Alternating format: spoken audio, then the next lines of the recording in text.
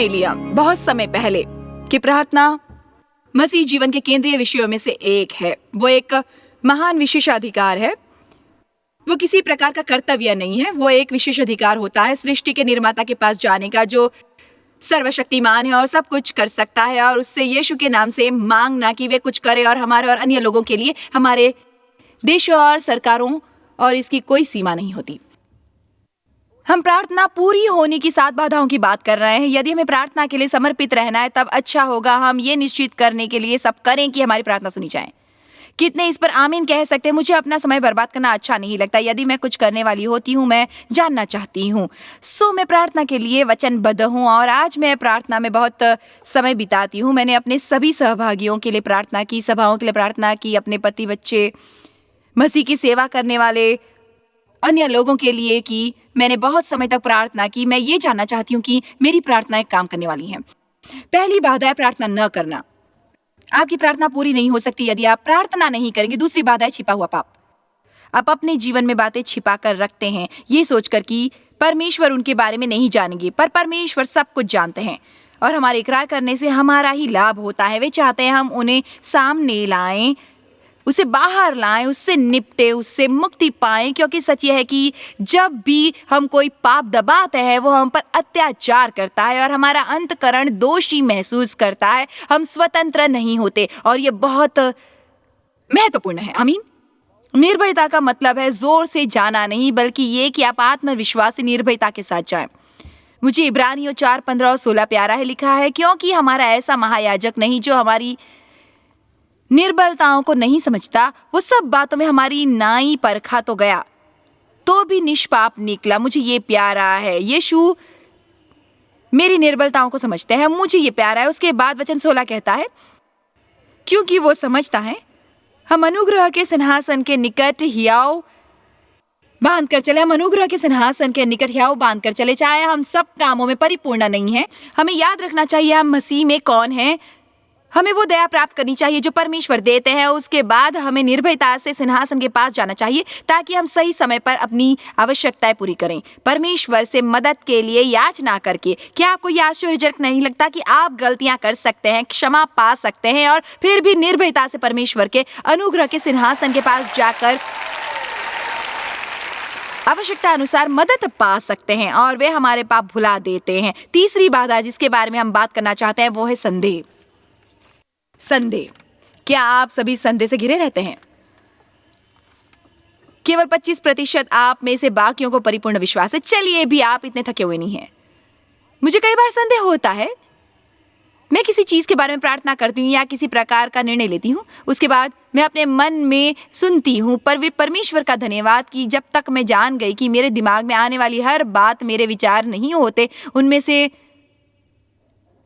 बहुत शैतान के होते। इसलिए केवल आपके मन में कोई संदेह आने का यह मतलब नहीं कि आपके दिल में संदेह है, पर यदि आप केवल वे सुनेंगे जो आपके मन में और उसकी ओर ध्यान नहीं देंगे जो आपके दिल में है, तब आप सचमुच धोखा खाएंगे और शैतान आपके जवाबों को चुरा लेगा। मैं आपको पक्का बता सकती हूँ कि जब आप परमेश्वर से कुछ मांगते हैं या आगे बढ़कर ऐसा कुछ करते हैं जिससे आपके जीवन में प्रगति होती हो, तब शैतान शर्तिया आता है संदेह के छोटे छोटे बीज बोने के लिए। ऐसा कभी नहीं होने वाला है। तुम अपने को समझते क्या हो? देखो तो कितना समय हो गया है तुम्हारे द्वारा इतना सब करने के बाद। ऐसा बिल्कुल भी नहीं होने वाला है। ये सच है, ऐसा बिल्कुल भी नहीं होने वाला है। मैं एक असली उपाय ढूंढती हूँ अपने लिए। आशा करती हूँ कि उससे आपको मदद मिले। दरअसल पिछले 3 या 4 महीनों में ये मेरे सचमुच उपयोगी बना है और मैं ये अफ्रीका में सिखा रही थी। हाल ही में जब मैं वहां गई थी और मेरे विचार से हर थोड़े थोड़े दिनों में परमेश्वर मुझे देते हैं एक सचमुच शक्तिशाली विचार जो एक सिद्धांत बनता है और वो मेरी शिक्षा का महत्वपूर्ण अंग बन जाता है। जैसे आप जानते हैं, मैं अक्सर बोलती हूँ कि मैं वहां नहीं हूँ जहाँ मुझे होना चाहिए था, पर परमेश्वर का धन्यवाद कि मैं वहां नहीं जहाँ मैं थी। मैं ठीक हूँ और अपनी राह पर हूँ। आप में से बहुतों ने सुना होगा यदि आपने मेरी बहुत सी शिक्षाएं सुनी होंगी। अच्छा, सो इसलिए एक और बात जो मैं अक्सर बोलती हूँ यह है कि यदि आप वो करेंगे जो आप कर सकते हैं, तब परमेश्वर वो करेंगे जो आप नहीं कर सकते। छोटी बातें जो बहुत कुछ डालती हैं। सो मैंने वैसा ही एक उपाय ढूंढा है जब मुझे संदेह हो, और मैं आपको वो बताने वाली हूँ यहाँ अगले कुछ मिनटों में। पर पहले हम कुछ वचनों को देखते हैं। याकूब 5 से 8 तक मुझे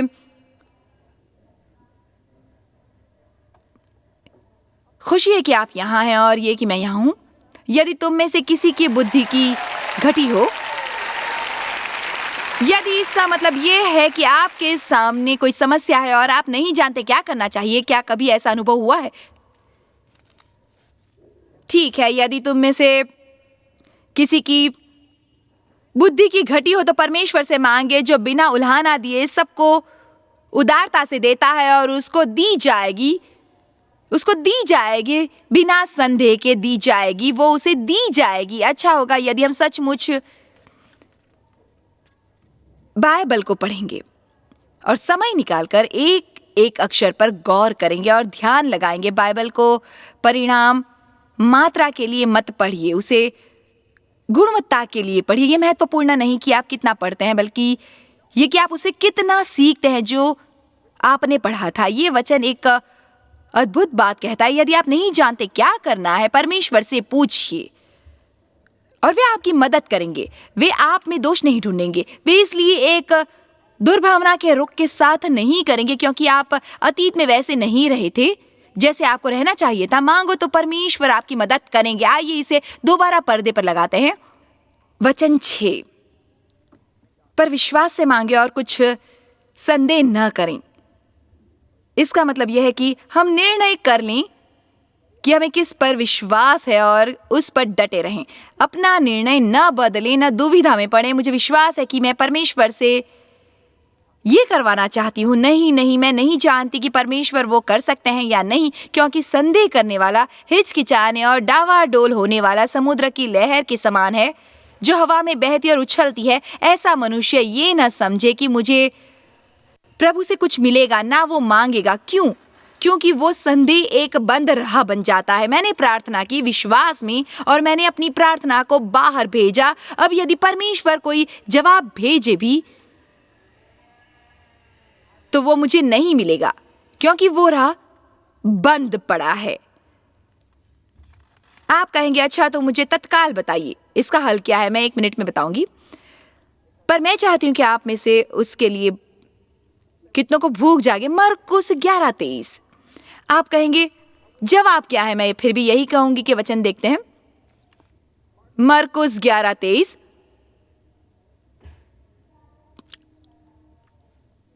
वो सीधी सी भयभीत करने वाली बात है।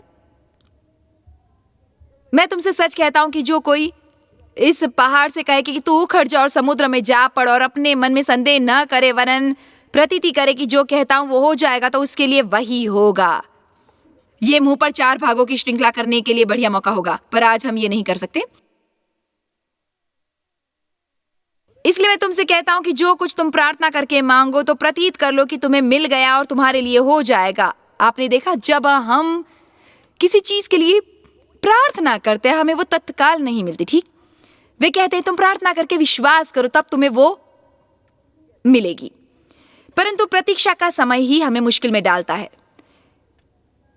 यदि हमें प्रार्थना करके तत्काल जवाब मिलता तब किसी को कोई समस्या ना होती, पर जब आप प्रार्थना करते हैं और आपको प्रतीक्षा करनी पड़ती है 1 सप्ताह, 1 महीना, 3 महीने, 6 महीने, 1 साल, 2 साल, 3 साल, 4, 5, 6, ये शैतान को आपके मन में गड़बड़ी करने का समय देता है, गड़बड़ी करने का समय। आमीन। मैंने ये सीखा है कि हमें केवल ये करना चाहिए, जब भी शैतान हमसे झूठ बोलने की कोशिश करे हमें उसे जवाब में कुछ कहना चाहिए, शैतान को पलटकर जवाब देना चाहिए।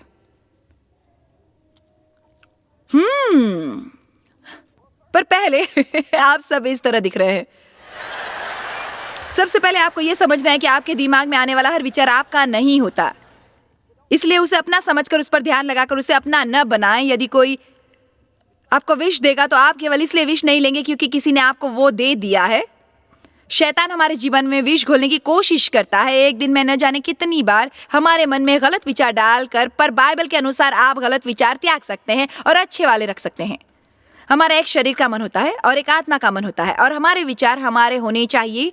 आपको कुछ सोचने की आवश्यकता नहीं है। यदि आप न चाहें तो आप सावधानी से अपने विचार चुन सकते हैं। आप कुछ फेंक और कुछ रख सकते हैं। पर यह तो बहुत कठिन काम लगता है जॉयस। ये है, मैंने कहा था आप एक मसीही होकर विजयी नहीं हो सकते। इसलिए मैंने कल कहा था कि मसीह होना कायरों का काम नहीं है, एक पूर्णकालीन काम है। आमीन। आप हर सप्ताह गिरजे जाकर घर आ सकते हैं, पूरा सप्ताह दुखी रहे, दोबारा गिरजे जाकर घर आ सकते हैं, पूरा सप्ताह दुखी रहे, गिरजे जा सकते हैं। आप ऐसा 50 वर्षों तक कर सकते हैं। आप शायद स्वर्ग चले जाएंगे क्योंकि आपको सचमुच मसीह पर विश्वास हो, पर आपको यहाँ कभी आनंद नहीं मिलेगा, आपको कभी विजय नहीं मिलेगी, आप कोई भी काम देकर खुश नहीं होंगे। इसलिए यीशु की खातिर अब समय है कि हम ये समझ और जान ले कि बाइबल के अनुसार हम धरती पर परमेश्वर के प्रतिनिधि हैं। बाइबल के अनुसार परमेश्वर हमारे द्वारा दुनिया के आगे निवेदन रखता है। आप किस तरह के जीवन जी रहे हैं? क्या आप नमक और रोशनी हैं? क्या कोई वो चाहता है जो आपके पैसे हैं? मैं इस विचार के साथ आपको छोड़ती हूं। हमें हर उस बात को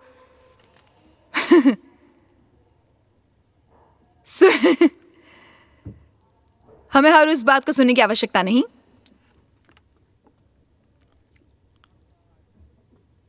जो हमारे दिमाग में आए, इसलिए हमें शैतान को पलटकर जवाब देना सीखना चाहिए। और मैंने एक बढ़िया बात जानी है। मैं अब केवल ये कहती हूँ कि मुझे विश्वास है कि परमेश्वर काम कर रहे हैं। ये महत्वपूर्ण नहीं कि वो कैसा दिखाई देता है, वो महत्वपूर्ण नहीं जो हमें महसूस होता है।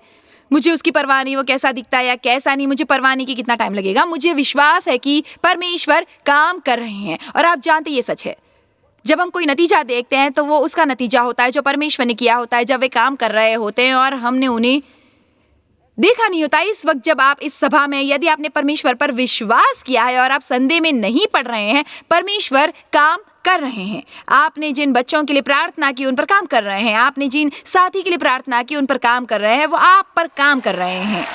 तब यदि शैतान कहे तुम बदल नहीं रहे हो, तुम अब पहले से बदतर हो गए हो, आप कह सकते परमेश्वर काम कर रहे हैं। मुझे परवाह नहीं वो कैसा दिखाई देता है, परमेश्वर मुझ में काम कर रहे हैं। आप विश्वास में रह सकते हैं। आप केवल बैठकर यूं नहीं करते। ये बहुत कठिन है। विश्वास बहुत कठिन है। मैं प्रार्थना करती हूँ और परमेश्वर पर विश्वास करने की कोशिश करती हूँ, पर उसके बाद मुझे बहुत बहुत संदेह होता है। हम ऐसा करके केवल शैतान से सहमत होते हैं। हमें अपने शब्दों का मूल्य जानना चाहिए। जोर से कह सकते हैं मुझे विश्वास है कि परमेश्वर काम कर रहे हैं और मुझे परवाह नहीं। मुझे परवाह नहीं यदि आपको प्रतिदिन 200 बार ये कहना पड़े। एक निर्णय ले लो कि आप एक योद्धा जैसा व्यवहार करेंगे, एक विजेता से बढ़कर, और आप आइंदा निष्क्रिय बनकर जो भी शैतान प्रस्तुत करे उसे स्वीकार नहीं करेंगे। बाइबल में लिखा है, यदि तुम मेरे नाम में मांगोगे तो प्राप्त करोगे। जब हम अन्य लोगों से संबंधित बातों के लिए प्रार्थना करते हैं, मेरे विचार से कई बार उनमें सबसे अधिक समय लगता है क्योंकि परमेश्वर किसी और की इच्छा को कम महत्वपूर्ण बनाकर उनसे केवल इसलिए कुछ नहीं करवाएंगे क्योंकि हम ऐसा चाहते हैं। पर मैं एक बताना चाहूंगी बात, वे उन पर काम कर रहे होते हैं। मेरे विचार से कई बार हमें जरूरत होती है किसी और के लिए प्रार्थना करना सीखने के लिए भी प्रार्थना करने की। किसी के लिए भी प्रार्थना करना आरंभ न करें अपनी इच्छा अनुसार। मैं एक उदाहरण देती हूँ। मान लीजिए आप किसी को जानते हैं जो अत्यधिक मोटा है और आप जानते हैं वे उन्हें सचमुच दुखी करता है और आप उनकी मदद करना चाहते हैं। इसलिए हम इस तरह से प्रार्थना कर सकते हैं, परमेश्वर वजन कम करने में उनकी मदद करें, वजन कम करने में उनकी मदद करें। मानो उनकी चर्बी यूं ही पिघल जाएगी। सच ये है कि उनका वजन कम होगा यदि उनमें सचमुच प्रबल इच्छा होगी वे सब करने की जो जरूरी होगा। इसलिए अब मैं प्रार्थना करती हूँ कि परमेश्वर लोगों को प्रबल इच्छा देंगे और वे करने की चाह जो सही हो, कि वे त्याग न करें जब वे कठिन लगे, जब हमें परमेश्वर से कुछ मांगना चाहिए। हमें परमेश्वर को अपने लिए सब कुछ करने को कहना बंद करना है और समझना है कि वे हमें करने की शक्ति देते हैं। क्या आपने मुझे सुना? परमेश्वर हमें वो करने की शक्ति देते हैं। इसलिए हमें केवल वे प्रार्थना नहीं करनी है, हे परमेश्वर मुझे कर्ज से मुक्ति दीजिए।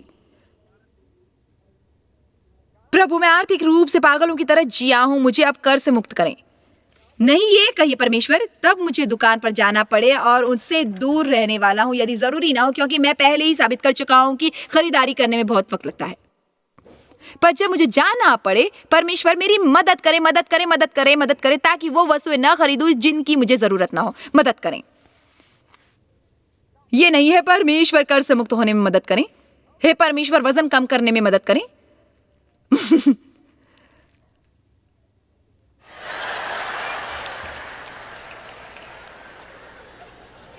उसके बाद चाहे सब कैसा भी दिखाई दे, जैसे अब जानते हैं ऐसे लोग हैं जिनमें प्रेम करती हूँ, जो मेरे 4 बच्चे और 10 पोते पोती और नवासे नवासियां हैं, इसलिए इतना तो तय है कि इनमें से कुछ लोग हैं जिन्हें अपने जीवन में आवश्यकताएं, और मैं अपने बच्चों और उनके बच्चों के लिए भिन्न भिन्न प्रार्थनाएं करती हूँ नियमित रूप से। कईयों के लिए जब मैं प्रार्थना करती हूँ तो तुरंत जवाब मिलता है, पर दूसरों के लिए ऐसा महसूस होता है क्या इन चीज में कमी, क्या कभी किसी चीज में बदलाव आएगा।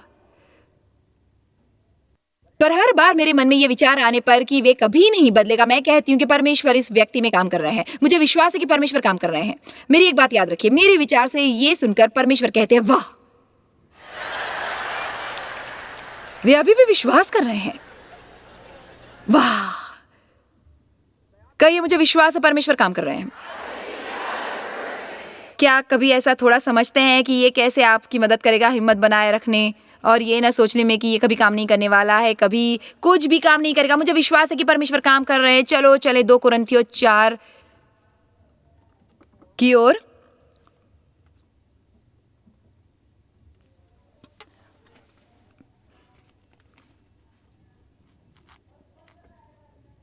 पहले वचन 8 को देखिए।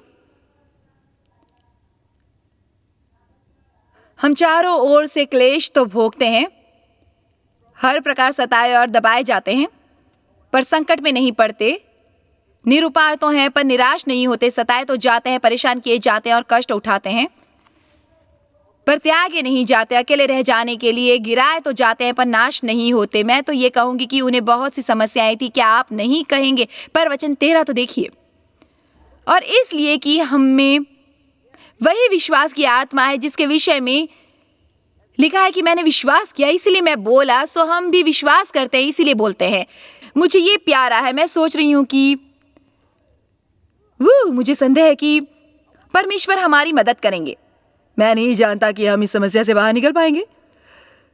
हमारा शायद इसके साथ ही अंत हो जाएगा। इसमें बहुत कष्ट है, पर मुझे विश्वास है कि हम इससे ऊपर नहीं उठ पाएंगे। नहीं, मुझे विश्वास है कि पौलुस जब जेल में थे वे कहते थे मुझे विश्वास है कि परमेश्वर काम कर रहे हैं। मुझे विश्वास है कि परमेश्वर काम कर रहे हैं। मुझे विश्वास है कि काम कर रहे हैं परमेश्वर। मुझे परवाह नहीं, चाहे ये जैसा भी दिखता हो, मुझे परवाह नहीं कैसे महसूस होता है और चाहे इसमें बहुत समय लग जाए। देखिए, जब आप विश्वास करते हैं कि परमेश्वर काम करते हैं, विश्वास करने के द्वारा आनंद मिलता है। आपको अपना आनंद दोबारा मिलता है जब आप विश्वास करते हैं। हम अपना आनंद खो देते हैं जब हम विश्वास नहीं करते हैं, बदतमीजी दिखाते हैं। पर आप अपनी मदद करते हैं जब वे कहते हैं मुझे विश्वास है कि परमेश्वर काम कर रहे हैं। यदि आप ऐसे मनुष्य हैं जो परमेश्वर के वचन को जोर से बोलने की शक्ति को नहीं जानते, तो मेरे पास समय नहीं है कि यहाँ खड़े होकर आपको उस उपयुक्त काम के बारे में सब बताऊं। पर वे सबसे उत्तम कामों में से एक है जिसे करना आपको सीखना चाहिए। आपका मुंह परमेश्वर के वचन को बोलते हुए सबसे महान हथियार होता है जो आपके पास होता है शैतान के विरुद्ध। शैतान को अपना मुंह इस्तेमाल न करने दें, आप उसे शैतान के विरुद्ध इस्तेमाल करें। आमीन। बाइबल के अनुसार स्वर्गदूत परमेश्वर के वचन को सुनते हैं, वे हमारी शिकायतों को नहीं सुनते। वे हमारा बदमिजाजी में बुदबुदाना और कोठना नहीं सुनते। वे हमारी ऐसी बातें नहीं सुनते कि हम कैसे एक सप्ताह और बने नहीं रह पाएंगे यदि परमेश्वर मदद नहीं करेंगे। वे परमेश्वर के वचन को सुनते हैं। मुझे विश्वास है कि हर बार जब हम कहते हैं मुझे विश्वास है कि परमेश्वर काम कर रहे हैं, इस समय परमेश्वर मेरे जीवन में काम कर रहे हैं। परमेश्वर दिन भर मेरे जीवन में काम कर रहे हैं और मैं उसका नतीजा देखूंगा जो परमेश्वर कर रहे हैं, क्योंकि असल में परमेश्वर गुप्त में काम करते हैं, उसके बाद में चीजों को बाहर लाते हैं खुले में। विश्वास आत्मिक दुनिया में जाता है और उन चीजों को बाहर लाता है जो पहले ही वहां होती हैं, वहां जहां वे देख ही जा सकें। मत्ती 11 में लिखा है, यदि तुम विश्वास करोगे तो तुम्हें वो मिलेगा। ये नहीं कहा गया कि तुम्हें कब मिलेगा, बल्कि ये कि तुम्हें मिलेगा। आप सब कहिए मुझे विश्वास है कि परमेश्वर काम कर रहे हैं। इसलिए मैं संदेह के बारे में बहुत सावधान रहना है।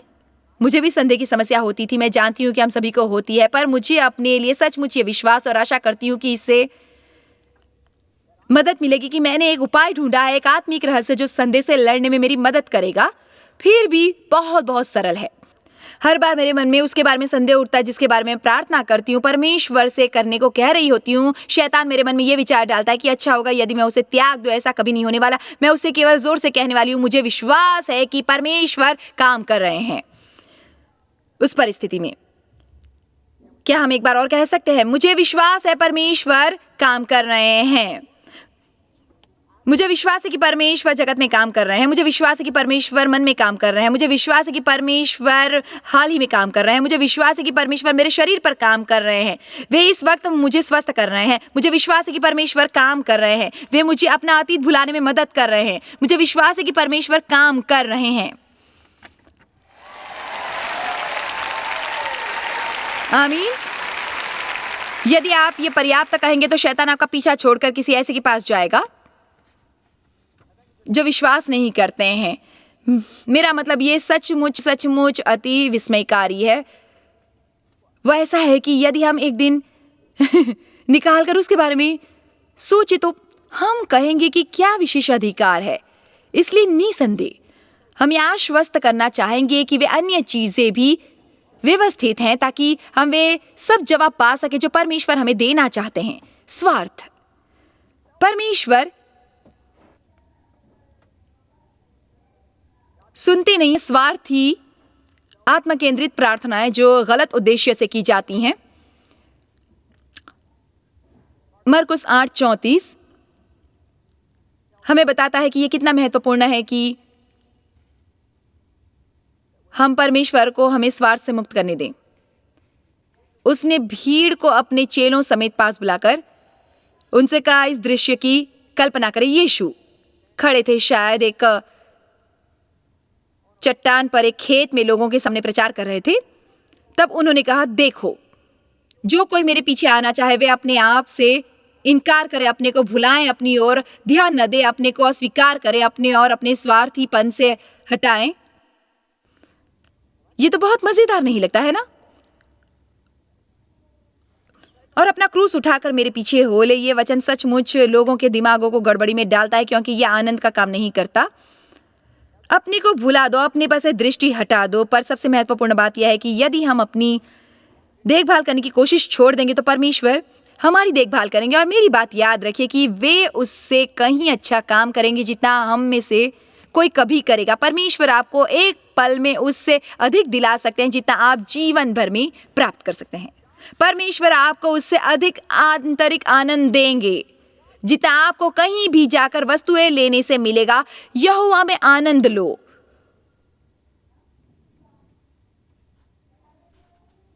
यहोवा में आनंद लो और वे पूरी करेगा आपके दिल की इच्छाओं को। अपने मार्गों को यहोवा को समर्पित करो तो और वो आपको सफल बनाएगा। ऐसा क्यों है कि जब आपको कोई समस्या हो, कोई गंभीर समस्या है, जब मुझे कोई गंभीर समस्या हो, तब बहुत बार चाहे मैं जाकर किसी और की उनकी समस्या में मदद कर सकती हूं, मैं अपनी मदद नहीं कर सकती।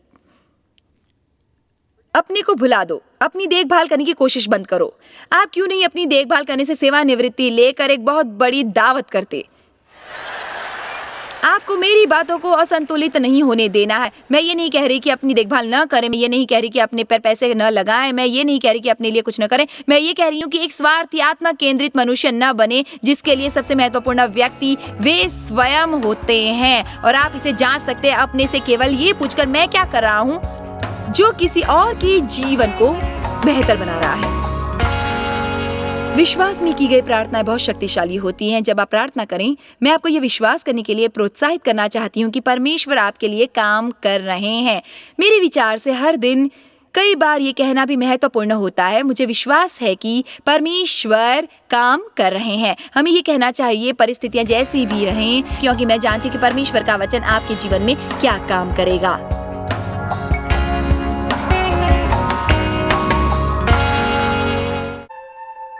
जॉय स्मायर मिनिस्ट्रीज में आप हमारे लिए कितने अहम हैं, इसका आपको अंदाजा नहीं। हम आपके आभारी हैं और हम धन्यवाद करते हैं अपने सब मित्रों और सहयोगियों का कि उन्होंने इस विश्वव्यापी सेवकाई को संभव बनाया। मिलकर हम भूखों को खिला रहे हैं, गरीबों को पहना रहे हैं और कई देशों में सुसमाचार पहुंचा रहे हैं। कृपया हमसे संपर्क करें या विजिट करें jmmindia.org पर। आज ही अपनी प्रार्थना के अनुरोध बताने के लिए, हमारे साधनों के बारे में और जानकारी और जॉयस की सभाओं का शेड्यूल जानने के लिए और हमारे सहयोगी बन जाएं दुनिया भर में मसीह का प्रेम बांटने के लिए।